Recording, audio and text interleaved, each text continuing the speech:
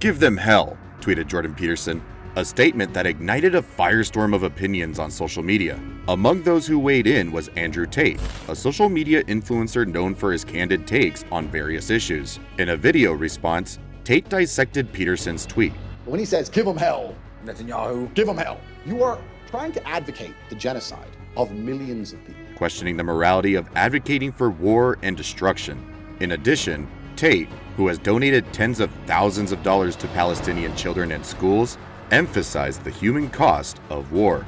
He pointed out that when the dust settles, Israeli children will have access to education, clean water, and food, while many Palestinian children won't. So, if even someone as outspoken as Andrew Tate can see the nuances in this complex issue, why is the world so keen on picking sides? The recent attacks by Hamas. Imagine waking up to the sound of sirens, your heart pounding as you realize that another attack has been launched. This has been the reality for many Israelis recently. According to reports, Hamas initiated a surprise attack that resulted in the death of over 1,300 people in Israel. The Israeli Defense Forces, IDF, responded with a massive bombing campaign targeting Hamas, leading to over 2,200 deaths in Gaza. The situation is dire, and both sides are suffering immense losses.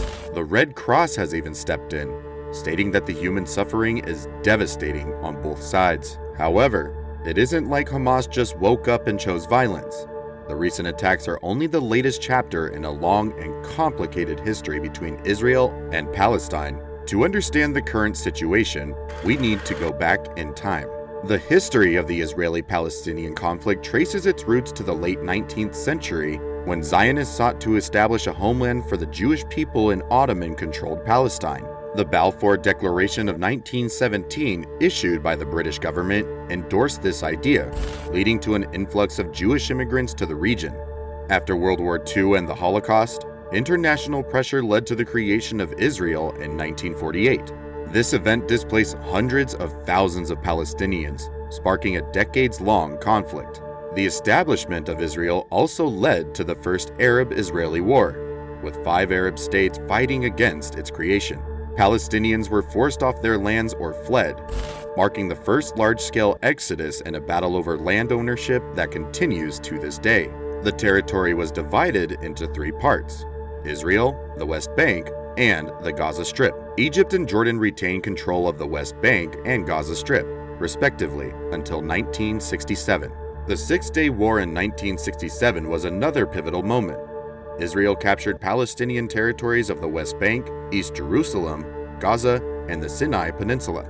This forced a majority of Palestinians to become refugees and began a decades-long Israeli occupation of Palestinian territories. The first Palestinian Intifada, or uprising, occurred in 1987 and ended in 1993 with the signing of the Oslo Accords, which recognized the Palestine Liberation Organization as a representative for the Palestinian people and acknowledged Israel's right to exist in peace. Israel's intelligence paradox. However, the question that looms large in the aftermath of the recent attacks by Hamas is how Israel, with its world-renowned intelligence capabilities, failed to anticipate such a large-scale and complex assault. According to a report, Israeli intelligence did detect some suspicious activities within Hamas networks prior to the attack.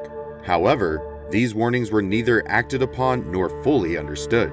This lapse draws eerie parallels to the intelligence failures in the United States leading up to the 9/11 attacks. You see, Israel's intelligence community is a powerhouse on the global stage. It compromises multiple agencies including Shin Bet, which is responsible for domestic security, and Mossad, which handles foreign intelligence. These agencies employ a variety of intelligence gathering methods, ranging from human intelligence, spies, to signals intelligence, electronic communications, and imagery intelligence, satellite imagery. Despite this multifaceted approach, the intelligence community failed to piece together the puzzle of Hamas's intentions. The fact has also shocked U.S. intelligence officials.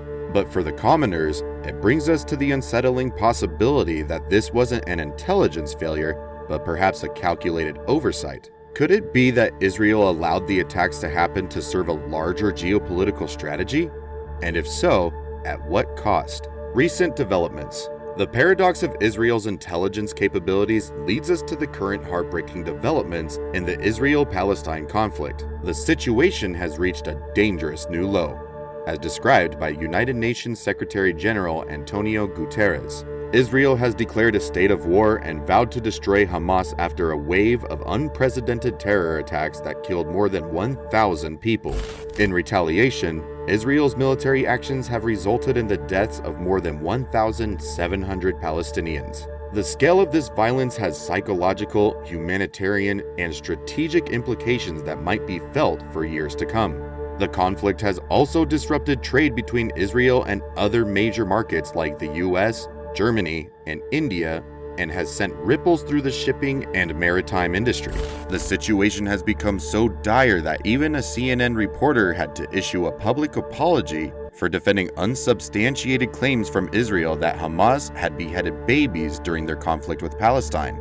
Experts on peace and terrorism have warned that a strictly militaristic approach is unlikely to create lasting change.